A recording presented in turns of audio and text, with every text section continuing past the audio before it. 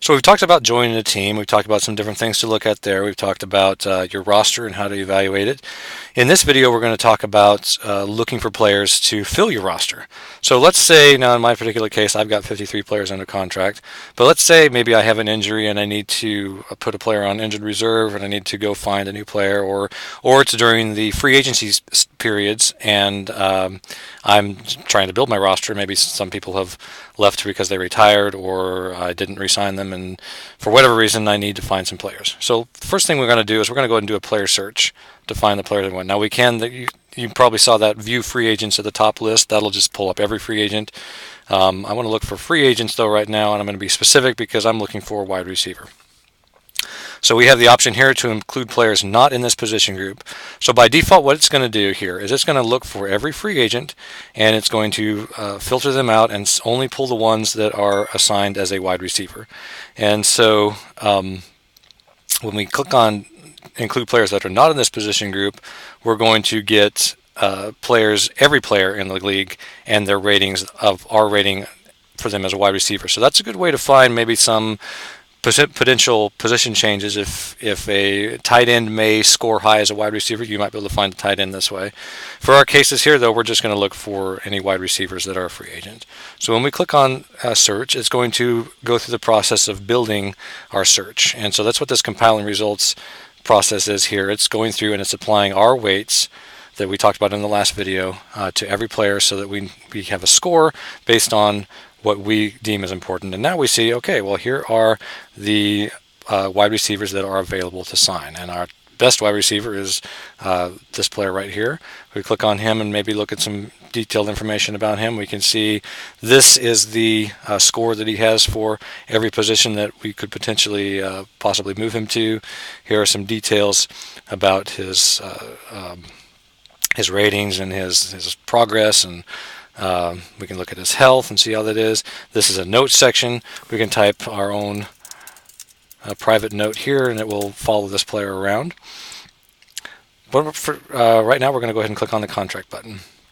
This will pull up a dialog box that will give us the opportunity to make a contract. So let's kind of just look over what this box means. So up here we have a legend, or we have a bar that basically shows our current salary cap situation.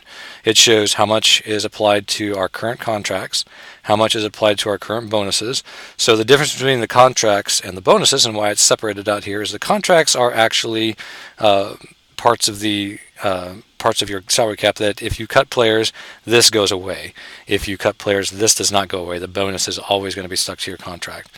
This actually, if you cut players, this would go down, and the red part, the dead cap, would be replaced by whatever this goes down by. So the combination of the red cap, the dead cap, the red bar, and the current bonuses, this box here will always basically stay the same size if you cut a player. Then we have the pending contracts, which is this blue section, which you can't see because it's so small, and it is currently at 1.1 million, which is the contract that we have potentially that we're going to offer here. And then this black area here is how much room we still have under the cap after this contract. So we can pull this slider and drag it up here, and as you can see now, this blue part increased and shows us now we have a pending contracts of 5.1. And if we had multiple players that we were getting contracts, of course this blue bar would be growing. And so we can tell how many years we want our contract to be and what percentage of the bonus of this first year base plus bonus is actually the bonus. And then it tells us, okay, our bonus at this rate, 37% at this, is $792,000 of bonus. Now we could increase this. I'm going to give him an extra $1 million because I really want him to sign with me. Now, as you can see, the bonus goes up to 57%. First year base plus bonus changed because we changed the value here. His base salary did not change, and down in this box down here, we can see his base salary for each year, the percent increase of the base salary from year to year, the bonus that's applied from year to year. This is money, as we've talked about before, that will always be on your books, even if you cut the player, and then the total amount. This difference column at the end here is displayed when we are renegotiating a contract, and we'll look at that in just a second. And then we see our total offer here. So if we submit the offer, then that's going to apply that and submit our offer into the queue. And in the next when this sim clock draws down to 0, that offer will be evaluated. Offers are blind offers. If you look at pending contracts, we're going to see that we just offered this contract. We can see the salary and the bonus, and then this top offer section here currently says NA. And during free agency, the player may not sign in the first day that he gets a contract offered to him. And there may be other teams that offer him contracts as well. The top offer basically is the top dollar figure offer that he's been offered in the previous stage. So as you make offers, this information does not change until this clock hits 0 and the offers are processed. And if he decides to wait for another stage before he signs an offer, then the top offer will be displayed there. Now let's jump back over to our home page here, and let's look at how the difference is when we actually want to renegotiate a player. So a player will only be able to sign one contract per season, but if we want to renegotiate a player, we're going to see in his options, let's see, you know what, I wonder if I'm not going to be able to renegotiate any players in this, because this particular league is in its first league. So I'm just going to show you in the pending contracts again here. We'll just look at this kind of from the perspective of renegotiating the player. So if we click on the contract button here, we're going to see that he currently has an offer. We can check here to withdraw the offer. Basically, the only difference is going to be we're going to see how much the contract has changed. When we renegotiate, he's probably not going to sign for less than what he's asking, although you can potentially restructure it to make it more appealing to him, and that's something that a lot of people have talked about on the forums. Feel free to ask questions about how to get the most bang for your buck when you're trying to assign contracts. The difference here is going to tell you whether the cap is going to go up or down, and the bonus will show you the amounts, including their current bonus, of what's applied. I would recommend that you not renegotiate until the player is in his final year of his contract, just because normally you're going to have to increase to keep him, and you're going to have your bonus can easily start to build up if you renegotiate multiple years.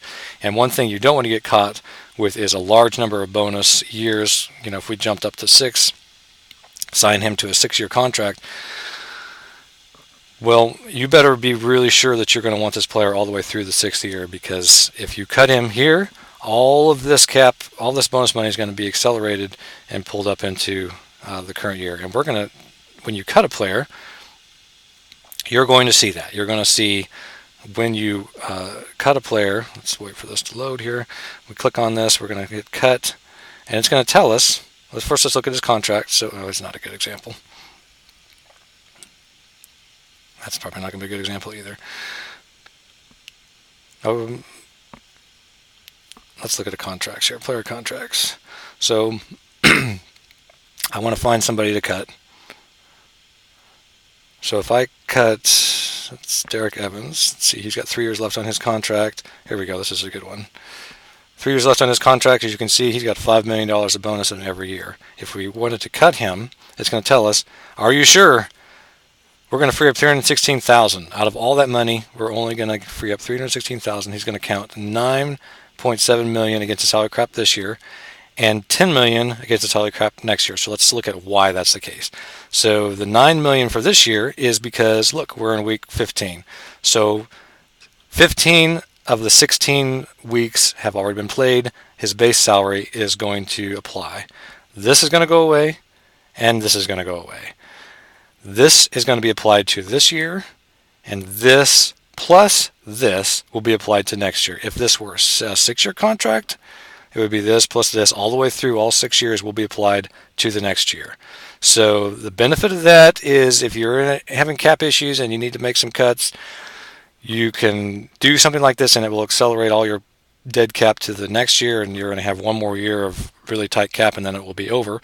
But of course, the disadvantage is if you have lots of players with long contracts and big bonuses, you really need to hang on to them. And an important thing to note is when you trade a player, it treats your salary cap exactly the same as if you cut the player.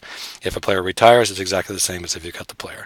So those are some things to be aware of as you're making decisions regarding your contracts and signing players.